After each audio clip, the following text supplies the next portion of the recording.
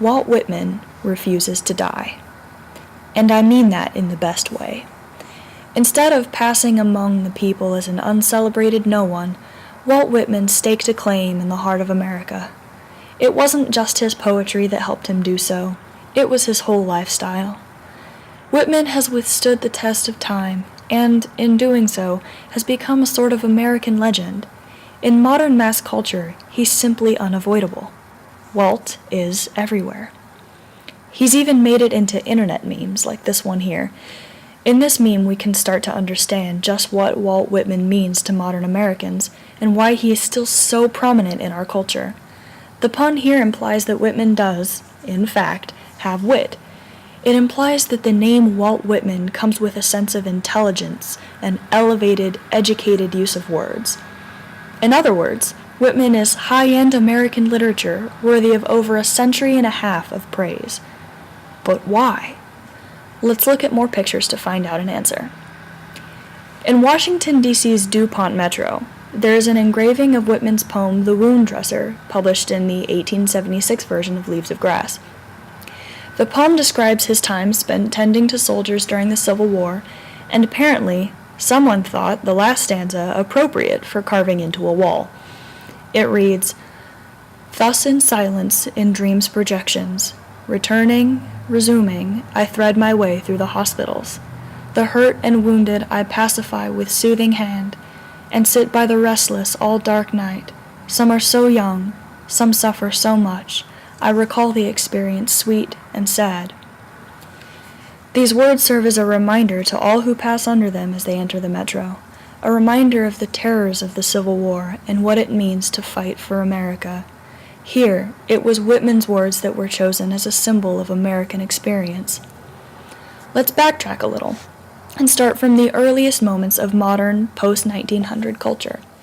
In the very early 1900s, a brand of cigars were developed that used Whitman's image as a marketing technique. The smokes were dubbed Blades of Grass, in honor of Leaves of Grass, and Walt's friendly face was plastered on every box. On a side note, the cigars were made in Camden, New Jersey, which is where Whitman retired and died. After that, Whitman's image continued to be used as a marketing technique with various products. Here, this Old Crow whiskey ad from 1962 shows Whitman receiving a gift of whiskey. Classy. But the point of the cigar and whiskey products isn't to present highbrow culture. The point is to cater to Americans. Authentic, loafing Americans. Because that's the image that he put out for himself during his life. Whitman may not have been too fond of large, overbearing corporations and the rich, uppity, high-class culture, but he was always for America. He was for freedom. Freedom of expression, freedom of nature. These ads use Whitman's image to say, buy these cigars, or this whiskey, and you'll stand for America. You'll stand for freedom. You'll have a penchant for being lazy and loafing in fields and loving your fellow human being with astounding enthusiasm. What a great life you must have. Also in 1962, The Twilight Zone came out with an episode entitled I Sing the Body Electric, named after one of Whitman's poems. The episode is often seen as very different from the rest of the Twilight Zone episodes, mainly because it focuses on the importance of human relationships and what it takes to be human. Hey, her voice. Listen. I sing the body electric. From Walt Whitman's poetry. Her voice is too high. I celebrate myself and sing myself. Again, Walt Whitman. Too low. The armies of those I love engirth me, and I engirth them. That's just right. That's it. It's important that, for an episode with such a focus, Walt Whitman was chosen as the main reference. It appears that, in this context, the things that Whitman and his poetry often stood for continued on through the decades after his death. Whitman also focused a lot on the senses and using them to fully experience nature. It is worth mentioning, then, that in 1983, Van Morrison released a song called Rave On, John Donne. And in the song, there's a stanza that references Whitman and his need to fill the senses with nature. Rave on, Walt Whitman, nose done in wet grass. Grave fill the senses on nature's bright green shady bough. Although short, the stanza sums up one very important aspect of Whitman that, combined with his expressions for the need for human relationship and natural freedom, make up the vision of him that Americans still hold on to. It is almost as if these values that Walt Whitman encompasses have become a representation for America itself. Even in the most recent times, as in the past 3 or 4 years, the values of experiencing nature, freedom, and comradeship have been used alongside Whitman's poetry in advertisements, movies, and products alike. Take this Levi's commercial, for instance.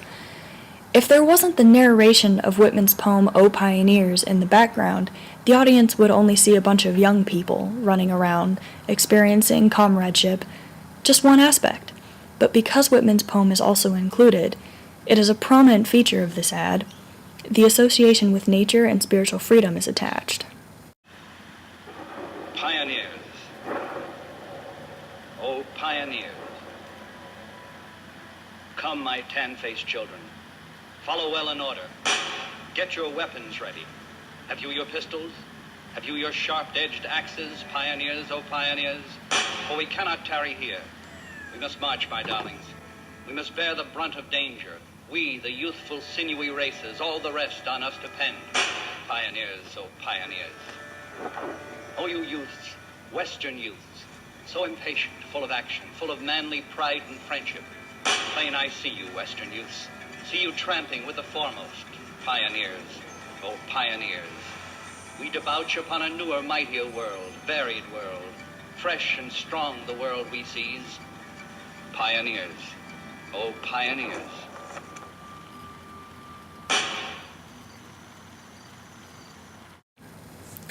Therefore, Levi's are an American brand, and to buy them and wear them is to support America and to be a true American, or at least that's what is put forth by the ad.